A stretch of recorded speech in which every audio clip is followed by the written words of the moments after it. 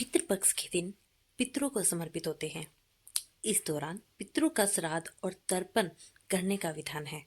इसके अलावा पितृपक्ष में दान का भी विशेष महत्व है। कहते हैं कि पितृपक्ष में जरूरतमंद और गरीबों को भोजन कराने से पूर्वजों का आशीर्वाद प्राप्त होता है। हर साल पितृपक्ष भाद्रपद मास की पूर्णिमा तिथि से आरंभ होता है और आश्विन माह के कृष्ण पक्ष की अमावस्या तिथि को समाप्त होता है। तो आइए जानते हैं इस साल पितृपक्ष किस तारीख से शुरू हो रहा है और श्राद्ध का क्या अर्थ है और श्राद्ध करने का क्या महत्व है। चलिए शुरू करते हैं। 17 सितंबर यानी पूर्णिमा का श्राद्ध मनाया जाएगा। 18 सितंबर को प्रतिपदा का श्राद्ध, 19 सितंबर को द्वितीय श्राद्ध, 20 सितंबर को तृतीय का श्राद्ध, 21 सितंबर को चतुर्थी का श्राद्ध और 22 सितंबर को पंचमी का श्राद्ध मनाया जाएगा। 23 सितंबर को षष्ठी और सप्तमी दोनों श्राद्ध मनाए जाएंगे। 24 सितंबर को अष्टमी का श्राद्ध, 25 सितंबर को नवमी का श्राद्ध, 26 सितंबर को दसवीं का श्राद्ध, 27 सितंबर को एकादशी का श्राद्ध और 28 सितंबर को कोई भी श्राद्ध नहीं मनाया जाएगा। 29 को द्वादशी और 30 को त्रयोदशी का श्राद्ध मनाया जाएगा। 1 अक्टूबर को चतुर्दशी का श्राद्ध और 2 अक्टूबर को सर्व पितृ अमावस्या का श्राद्ध मनाया जाएगा। तो चलिए जानते हैं कि श्राद्ध और तर्पण का अर्थ क्या होता है। सत्य और श्रद्धा से किए गए कर्म श्राद्ध और जिस कर्म से माता पिता और आचार्य तृप्त हो वह तर्पण है।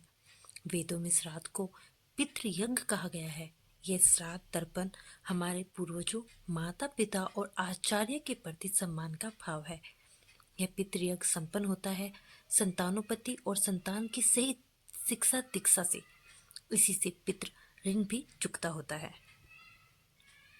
इसी प्रकार जब व्यक्ति देह छोड़ता है तो जागृत, स्वप्न और सुसुप्ति की स्थिति अनुसार 3 दिन के भीतर वह पितृलोक चला जाता है। इसीलिए तीज मनाई जाती है। कुछ आत्माएं 13 दिन में पितृलोक चली जाती हैं, इसीलिए त्रयोदशा कर्म किया जाता है और कुछ सवा माह अर्थात 37वें या 40वें दिन फिर 1 वर्ष पश्चात तर्पण किया जाता है। पितृलोक के बाद उन्हें पुनः धरती पर कर्मानुसार जन्म मिलता है और वे ध्यान मार्गी रही हैं तो वे जन्म मरण के चक्र से मुक्ति हो जाते हैं। हमारे जो पूर्वज पितृलोक नहीं जा सके या जिन्हें दोबारा जन्म नहीं मिला, ऐसी अतृप्त और आसक्त भाव में लिप्त आत्माओं के लिए अंतिम बार 1 वर्ष पश्चात गया में मुक्ति तृप्ति का कर्म तर्पण और पिंडदान किया जाता है। गया के अतिरिक्त और कहीं भी यह कर्म नहीं होता है। उक्त स्थान का विशेष वैज्ञानिक महत्व है। यजुर्वेद में कहा गया है कि शरीर छोड़ने के पश्चात जिन्होंने तप ध्यान किया है वे ब्रह्मलोक चले जाते हैं अर्थात ब्रह्मलीन हो जाते हैं। कुछ सत्कर्म करने वाले भक्तजन स्वर्ग चले जाते हैं। स्वर्ग अर्थात ये देव बन जाते हैं। राक्षसी कर्म करने वाले कुछ प्रेत योनि में अनंत काल तक भटकते रहते हैं और कुछ पुनः धरती पर जन्म ले लेते हैं। जन्म लेने वालों में भी जरूरी नहीं कि वे मनुष्य योनि में ही जन्म ले। इससे पूर्व ये सभी पितृलोक में रहते हैं और वहां उनका न्याय होता है। उक्त सभी हमारे पितृ हैं। इस तरह जिन्हें हम जानते हैं और जिन्हें हम नहीं भी जानते हैं, सभी के लिए हम अन्न जल को अग्नि को दान करते हैं। अग्नि उक्त अन्न जल को हमारे पितरों तक पहुंचाकर उन्हें तृप्त करती है। धर्म शास्त्रों के अनुसार पितरों का निवास चंद्रमा के उधर्भ भाग में माना गया है।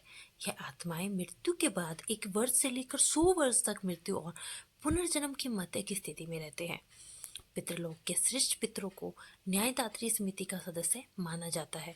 अन्न से शरीर तृप्त होता है और अग्नि को दान किए गए अन्न से सूक्ष्म शरीर और मन तृप्त होता है। इसी अग्निहोत्र से आकाश मंडल के समस्त पक्षी भी तृप्त होते हैं। पक्षियों के लोक को भी पितृलोक कहा जाता है।